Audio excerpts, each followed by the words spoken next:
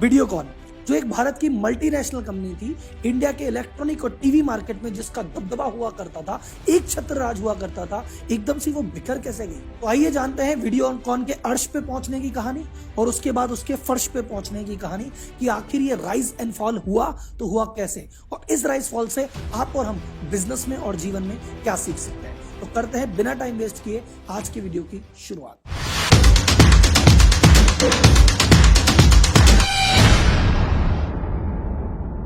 Videocon group की शुरुआत की थी धूत परिवार ने, और इस धूत परिवार की जो स्टार्टिंग की थी वो हुई थी 1955 में, जब नंदलाल धूत जी ने एक शुगर मिल ओपन की, गंगापुर शक्कर कारखाना, और वहां से उसके लिए पहली बार उन्होंने यूरोप से मशीनें मंगाई थी। और शुगर मिल का उस समय का जो कारोबार था बड़ा हाइक पे था अपनी, उस समय उन्होंने एंटर किया और खूब पैसा कमाया। तो परिवार ने पैसा तो कमा लिया था, पर अगली पीढ़ी ने कहा भैया शुगर मिल तो चली रही है, और कोई ऐसा एक्साइटिंग बिजनेस देखा जाए जहां पे कमाने की अपॉर्चुनिटी अनंत हो, क्योंकि देश बदल रहा है, लोगों की प्रायोरिटियां बदल रही है, तो लोग जिन चीजों में इन्वेस्ट कर रहे हैं वो भी बदल रहा है। तो शक्कर में तो काम चल ही रहा है, कुछ और ढूंढते हैं। तो 1986 में उनके बेटे वेणुगोपाल धूत ने अपने दो भाइयों के साथ एक कंपनी चालू की, अधिगम ट्रेडिंग कंपनी, और उन्होंने पेपर ट्यूब बनानी चालू कर दी। पेपर ट्यूब जब बना रहे थे उसमें भी बहुत अच्छा मार्जिन था, पर किसी ने उनको आइडिया दिया कि आप ये तो बना ही रहे हो, क्यों ना एक पिक्चर ट्यूब बनाई जाए।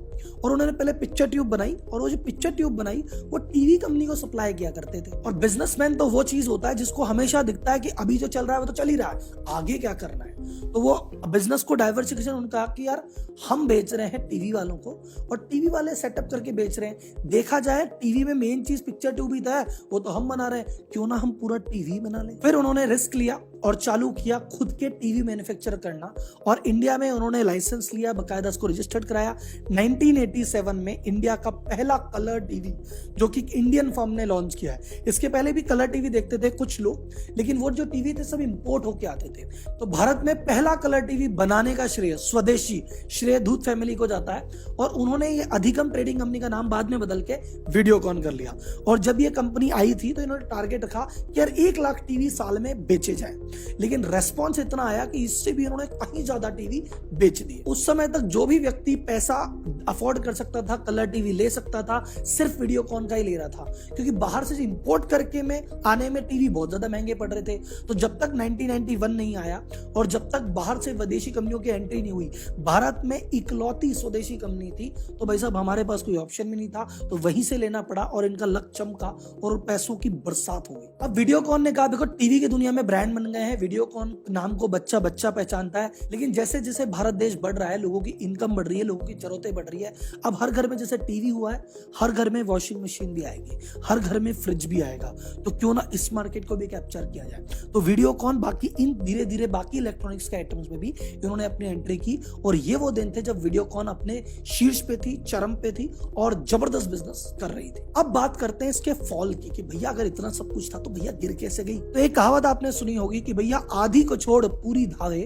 और पूरी मिले ना आधी पावे। जो था उसको छोड़ के कहा ये तो है, ये तो चल ही रहा है, कुछ और करते हैं। ये कुछ और करने के चक्कर में बहुत कुछ करने लग गए, और बहुत कुछ के चक्कर में कुछ भी हाथ में नहीं लगा। इन्होंने डाइवर्सिफिकेशन करना चालू किया। इन्होंने कहा ठीक है ना, शुगर मिल से पेपर मिल में आए, पेपर मिल से टिप में आए, इससे इसमें आए, और जहां जहां आते जा रहे हैं सफलता हमारी कदम चूमती जा रही है, तो हम जो करेंगे सही करेंगे, ये विश्वास है, ये आत्मविश्वास में बदल गया। और हर वो सेक्टर जिसकी नॉलेज थी नहीं थी वहां भी कूदे और पैसा गवाया। अब देखते हैं इन्होंने कहां कहां डाइवर्सिफाई किया और कैसे कैसे इनको नुकसान लगा। 1995 में इन्होंने ग्लास मैन्युफैक्चरिंग के क्षेत्र में एंट्री ली, बहुत ज्यादा एक्सपीरियंस नहीं था पर घुस गए। 1996 में एकदम उलट ऑयल सेक्टर में एंट्री की, भैया ऑयल रिलेटेड प्रोडक्ट भी करेंगे। 1998 में कंप्रेसर मोटर बनाएंगे। 2000 में इन्होंने डिसीजन लिया जो बिजनेस रिलेटेड था, फिलिप्स का जो कलर टीवी का प्लांट था ये इन्होंने खरीद लिया, ऑलरेडी सेगमेंट में थे, ये एक्विजिशन ठीक है बनता है।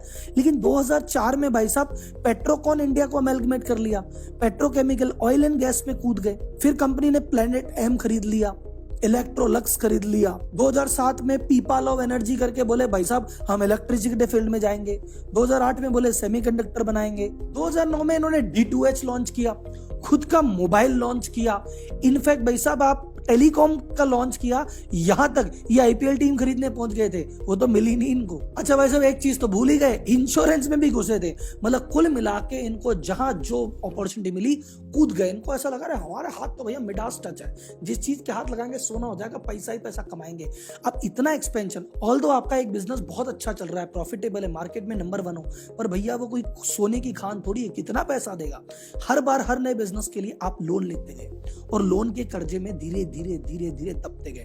और अगर आप गौर से नोटिस करेंगे सर, मैंने इस चैनल पे बहुत सारी केस स्टडी की है। आप अनिल अंबानी क्यों फेल हुए उसकी केस स्टडी देखेंगे, उसका भी कारण भैया लोन ही था। श्रीलंका क्यों फेल हुआ, लोन था। पाकिस्तान क्यों फेल हुआ, लोन था। चाहे कंपनी बर्बाद हो, चाहे व्यक्ति बर्बाद हो, चाहे देश बर्बाद हो, मेन सबसे बड़ा कारण है एक नए सेक्टर में घुस जाना जिसका तुम्हें नॉलेज नहीं है, वो भी कर्जा लेके। वीडियोकॉन ने सोचा भैया टेलीकॉम के सेक्टर में भी जाएंगे, खुद का मोबाइल तो लॉन्च किया है, खुद की भैया टेलीकॉम सर्विस भी लॉन्च कर देते हैं। तो जब 2G के लाइसेंस बट रहे थे, उस भीड़ में वैसा ये भाई साहब भी थे।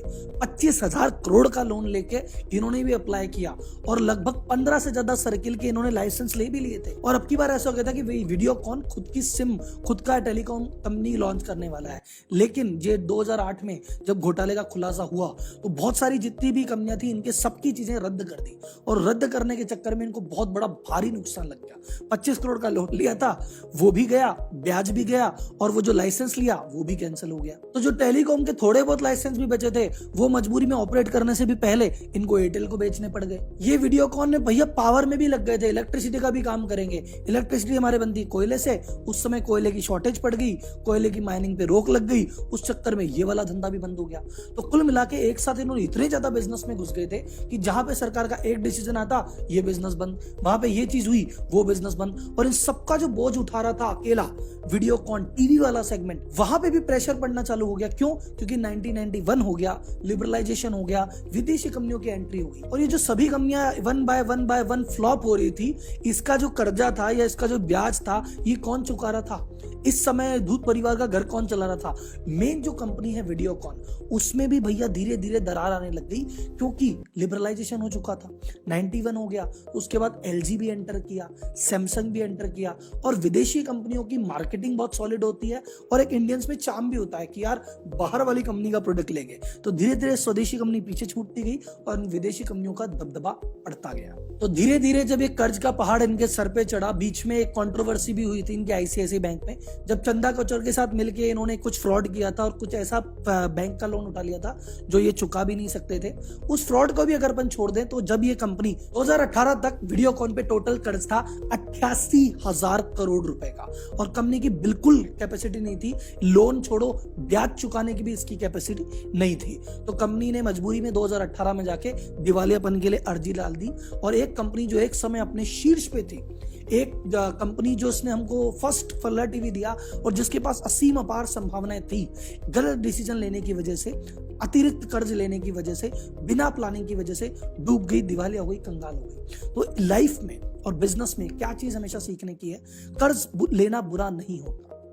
आप हमेशा कर्ज लीजिए, लेकिन ये सोचिए आप लगाने कहां वाले हैं। जिस जगह आप लगाने वाले हैं उस सेक्टर को जानते कितना है, वहां से आने की उम्मीद कितनी है। आपको लगता है कि भाई देखते तुक्के में लगाते हैं, देखी जाएगी, भैया फिर लोन मत लो।